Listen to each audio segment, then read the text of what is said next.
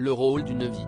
Quand l'actrice australienne de 32 ans s'est présentée au casting de The Crown, en vue de la saison 2, elle espérait décrocher un personnage secondaire.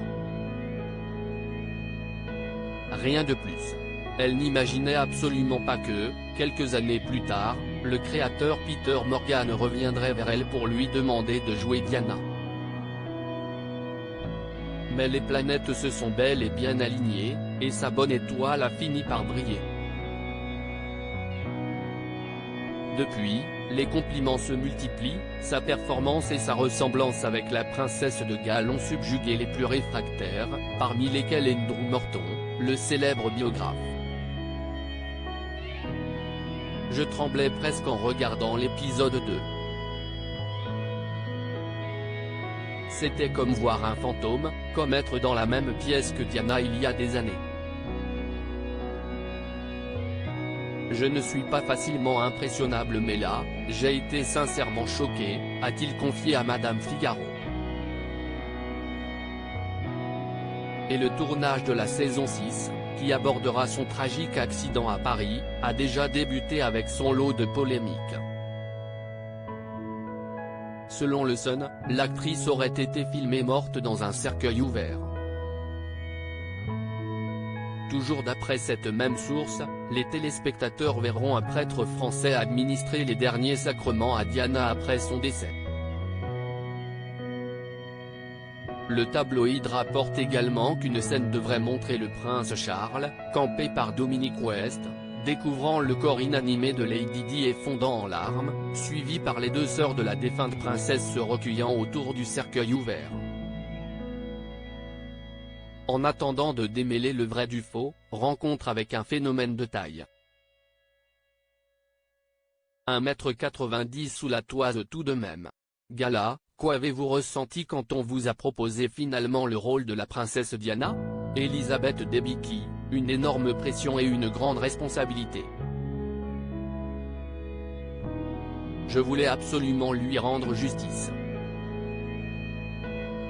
Pour cela, j'ai tenu à tout prix à effectuer un véritable travail de recherche, afin d'être le plus honnête possible dans mon interprétation. Gala, quel genre de recherche avez-vous fait?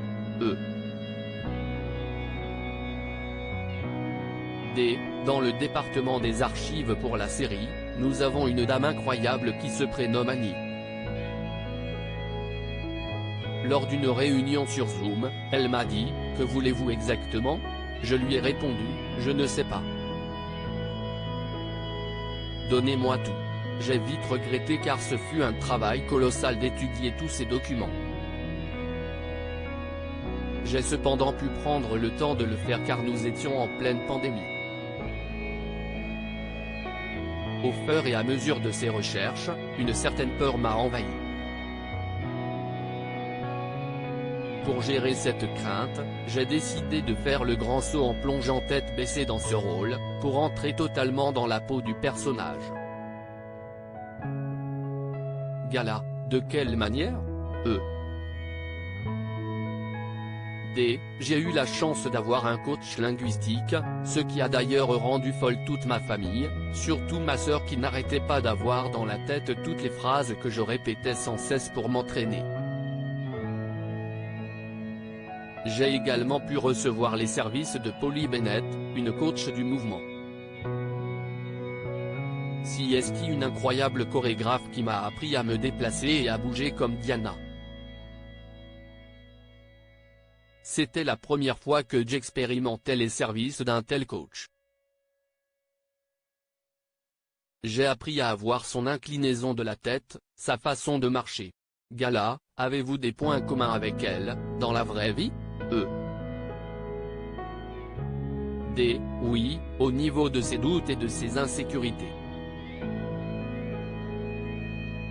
Au fil du temps, j'avais l'impression d'être totalement envoûté par elle. Comme elle, j'ai souvent ressenti ce sentiment de vulnérabilité, tout en voulant faire preuve de courage et d'honnêteté dans tout ce que je fais. Tout comme elle, l'humour également joue un grand rôle dans ma vie. Gala, West. Ce qui vous a surpris chez Diana? D. Malgré toutes ces tragédies, c'était une personne qui avait l'habitude de plaisanter. En effectuant des recherches, en rencontrant certains de ses proches, j'ai pu mesurer son côté enfantin, blagueur. Cette envie de vouloir toujours tout tourner en dérision malgré la difficulté de sa vie quotidienne. Gala, que retenez-vous de cette expérience? D. J'ai appris beaucoup sur la souffrance humaine. J'ai découvert à quel point les médias ont été incroyablement destructeurs dans sa vie. Quand on pense à elle, on voit cette femme capable de donner tant d'amour aux gens en prenant le temps de les écouter. Personne n'a pris le temps de la comprendre et elle a été constamment manipulée. Cette expérience m'a permis d'avoir beaucoup plus de compassion à l'égard des autres. Entretien à retrouver dans Gala N°1543, disponible jeudi 5 janvier 2023. Crédit photo, Backgrid UK.